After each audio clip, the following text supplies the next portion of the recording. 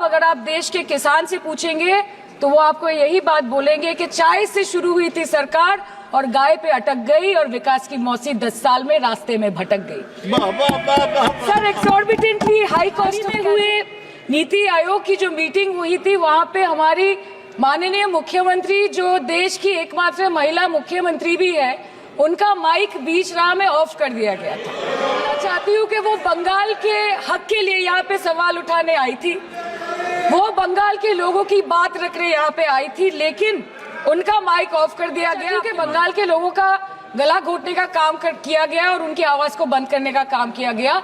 आगे जाके बंगाल के लोग आपके पार्टी की माइक ऑफ कर देंगे। बस एक चुनाव बाकी, आप देख लीजिएगा। करने का मौका दिया, लेकिन तृणमूल कांग्रेस आगे जाके देश के हर महत्वपूर्ण मुद्दे पे बात करेगा, चाहे वो चीन का अनैतिक रूप से इस देश में प्रवेश हो या वो 700 से ऊपर घोटाले से लेके सर नीट के घोटाले से लेके जीएसटी के बोझ तक, एयरपोर्ट की छत टूट जाने से लेके रेल पटरी से छूट जाने तक, तृणमूल कांग्रेस के सदस्य, हर सांसद देश के हर गंभीर मुद्दे पर चर्चा करेंगे। बस यही अपनी मवेशी को, अपनी फसल को माँ की तरफ पूछते हैं, जिस खेत में वो हल चलाते हैं उस जमीन को नमन करते हैं। But does this major sector get support from the government?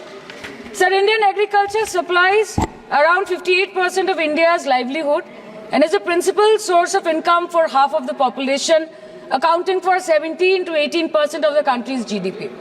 70% of India's rural poor depend on livestock and farm animals. But does this sector get what it deserves?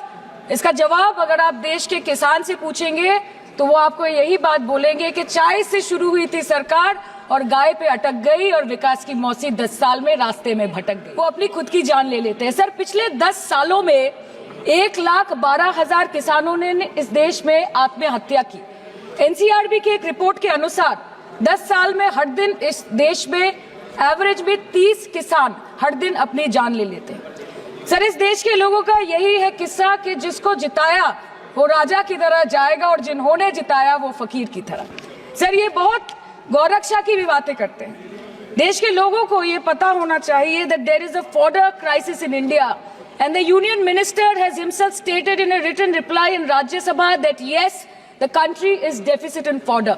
So it means that cows are dying without food in government owned goshalas, especially the BJP ruled state.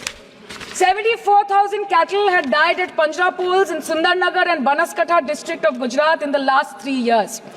200 cows were found dead in Madhya Pradesh's Shivpuri district. 173 cows allegedly died in a week in Chhattisgarh. And 74,016 cows had died in Hingonia Goshala in Jaipur during the previous BJP government in Rajasthan.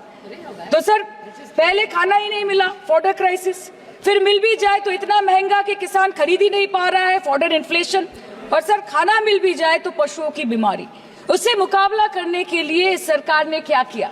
The parliamentary standing committee on agriculture, animal husbandry and food processing presented its report which stated that 32.7 lakh cattle were infected by the viral lumpy skin disease across several states and a whopping 2.4 lakh cattle died within months.